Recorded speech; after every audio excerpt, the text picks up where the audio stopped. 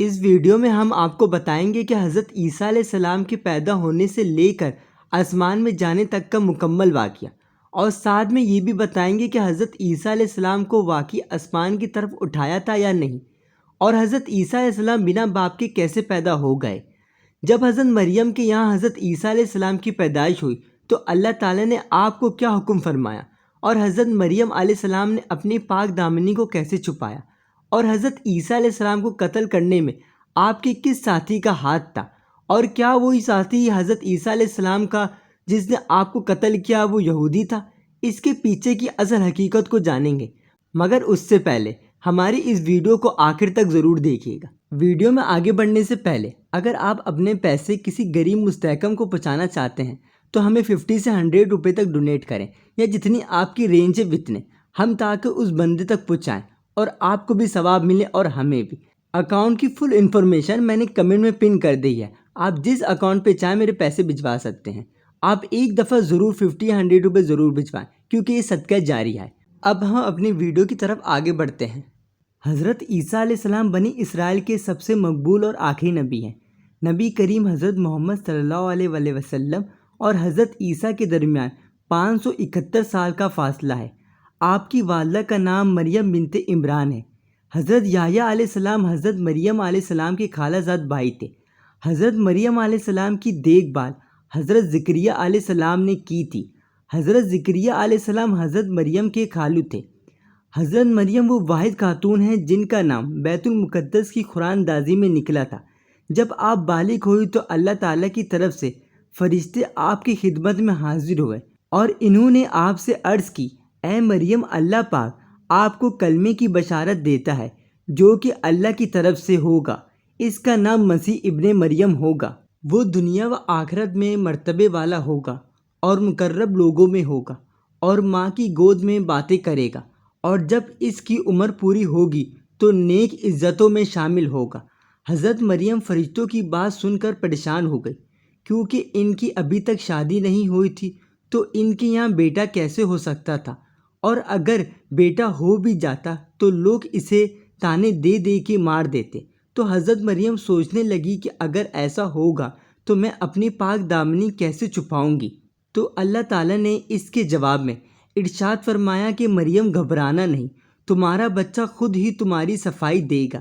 اللہ تعالیٰ ہر چیز پر قادر ہے۔ حضرت عیسیٰ علیہ السلام سے پہلے اللہ تعالیٰ نے حضرت آدم علیہ السلام کو بھی بغیر ماں باپ کے پیدا کیا تھا، مگر دنیاوی لحاظ سے بغیر ماں باپ کے اولاد کا پیدا ہونا ممکن نہیں ہے، اور بغیر باپ کے اولاد پیدا ہونے والی عورت کو بدکار عورت کہا جاتا ہے۔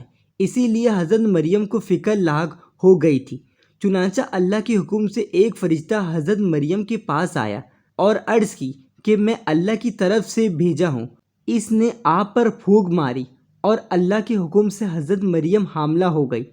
کچھ دن بعد حضرت مریم نے بھاری پن محسوس کیا۔ جب بچے کی پیدائش کا وقت قریب آیا تو آپ صورتحال کو مد نظر رکھتے ہوئے آپ یروشلم چلی گئی۔ یہ جگہ بیت المقدس سے 9 میل کے دور ہے تاکہ لوگ الزام تراشی نہ کریں۔ اس وقت شریعت میں روزے دار خاموش رہتا تھا۔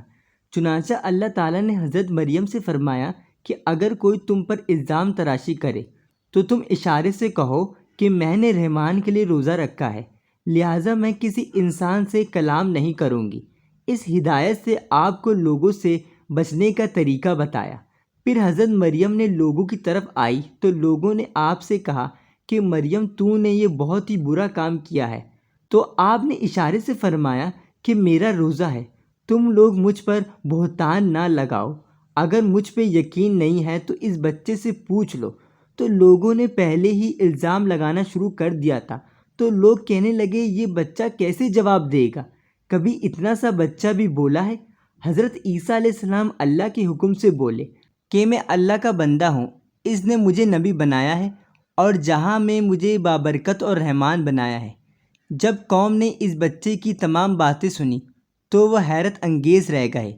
حضرت مریم سے ان کی بدگمانی دور ہو گئی اور قوم نے اس بات کو بھی مان لیا کہ حضرت عیسیٰ علیہ السلام عام بچے کی طرح نہیں ہے، بلکہ اپنے وقت پر بہت ہی اہم شخصیت ہیں۔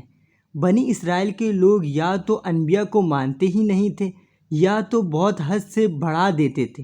چنانچہ حضرت عیسیٰ علیہ السلام کو بھی ایک گروہ نے خدا کا بیٹا کہنا شروع کر دیا اور 3 خدا بنا لیے، پہلا خدا خدا خود، اور دوسرا خدا خدا کا بیٹا یعنی حضرت عیسیٰ علیہ السلام، اور تیسرا حضرت مریم، اور وہ کہنے لگے کہ خدا 3 ہے۔ حضرت عیسیٰ کو خدا نے انجیل عطا فرمائی، اور اس کے ساتھ ساتھ اللہ نے آپ کو معجزات بھی عطا فرمائے۔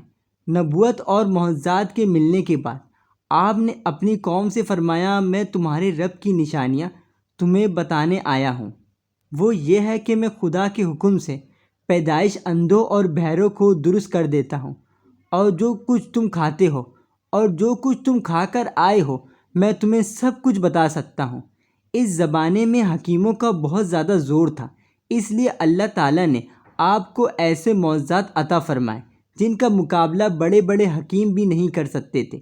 جب لوگوں کو یہ بات پتہ چلی کہ آپ اندھوں اور بہروں کو ٹھیک کر دیتے ہیں تو وہ لوگ اندھے اور بہروں کو لے آئے، آپ نے ہاتھ پھیرا تو وہ ٹھیک ہو گئے، لیکن پھر بھی قوم ان پر ایمان نہ لائی اور کہنے لگی یہ تو کھلا جادو ہے۔ تو آپ نے لوگوں سے فرمایا، میرا رب بھی اللہ ہے اور تمہارا رب بھی اللہ ہے، تم اس کی عبادت کرو، یہی سیدھا راستہ ہے۔ لیکن بنی اسرائیل کے کئی گروہ بگڑ گئے۔ یہودیوں نے حضرت عیسیٰ کی اس بات سے انکار کر دیا اور کچھ لوگ آپ کو خدا ماننے لگے۔ عرض یہ کہ کوئی کچھ کہتا اور کوئی کچھ کہتا، حضرت عیسیٰ علیہ السلام کی تعلیم پر کوئی ایک فرقہ بھی نہ آ سکا۔ اللہ تعالیٰ نے ان کے بارے میں اعلان فرمایا، یعنی وہ لوگ کافر ہو چکے ہیں جنہوں نے یوں کہا کہ مریم اور عیسیٰ ہی خدا ہیں، حالانکہ مسیح نے خود بنی اسرائیل سے کہا تھا کہ تم ایک ہی رب کی عبادت کرو جو میرا بھی رب ہے اور تمہارا بھی۔ نبوت ملنے کے بعد آپ 3 سال تک تبلیغ کرتے رہے، نہ تو آپ نے شادی کی اور نہ تو اپنا گھر بنایا۔ آپ شہر اور شہر جا کر اللہ تعالیٰ کا پیغام لوگوں کو سناتے۔ جب رات ہو جاتی تو آپ وہیں بغیر بستر رات گزارتے تھے۔